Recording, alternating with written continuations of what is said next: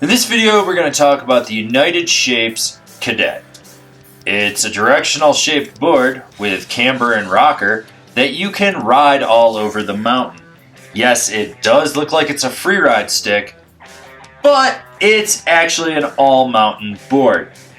It's fun, it's poppy, it's lively. So this board does have like a setback camber to it, but it's more like a camber 2.0 when you actually look at the profile of it. Instead of just having an arc, it like kind of comes up, flattens, comes down, hits that rocker in the nose. So when you do load it up, you get pop and snap, but it's very easy to engage. It doesn't fight you, and this board just wants to pop off anything in its path. The Cadet has one of those middle-of-the-road directional flex patterns.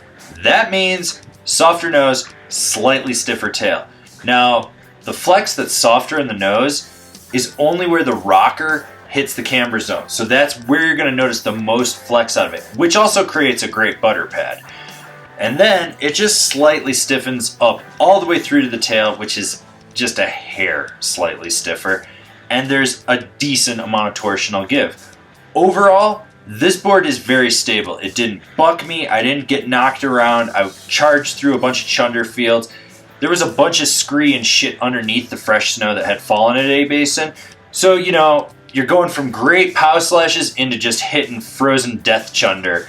And it didn't wash out. It was great. I didn't get bucked. I didn't fall over. I didn't get knocked around. It was just a great all-around stable ride.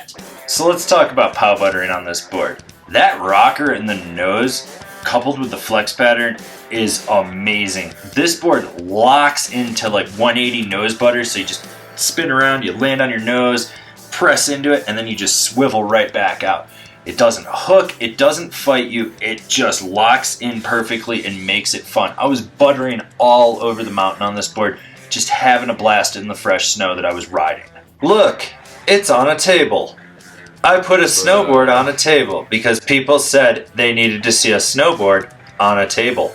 This board has a slight taper to it. Does that affect it? No. Does this board get on edge easily? Yes. Does it carve well? Yes. Can you rail a Euro carve? Most certainly. This board is designed for turning and burning. It's one of those boards that you can go out and rail a bank slalom with or lay a Euro carve on a groomer with. Now granted, the groomers were kind of covered with fresh snow, so I was really out there just slashing and bashing. Board still fucking turns well. That's all you really need to know about it. So who would I recommend this board for? I would definitely recommend it for the guy that's going to have one board, wants a directional, like freeride fun shape, that's going to go out and carve, cruise, hit the park occasionally, launch a cat track, slash pow. And I can't stress this enough, this board gave me so many face shots today. It was great.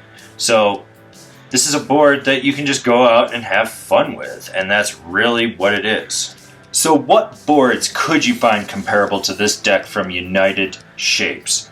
Well, the Signal Yup, the K2 Simple Pleasures, the Rome Blur, the Snowfisk Puckerfisk, and the DC Super Natten. Alright, so now you've decided what snowboard you're going to get, and you're going to decide where you're going to buy it. If you're shopping local, awesome. Slap your local shop guys a high five and tell them they're killing it.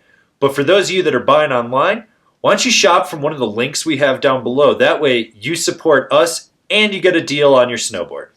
Don't forget to subscribe to our channel. That way you can see all the relevant or irrelevant snowboarding content that we're putting out for you guys. So smash that bell down below, that way you're getting a notification, and I'll see you guys in another video.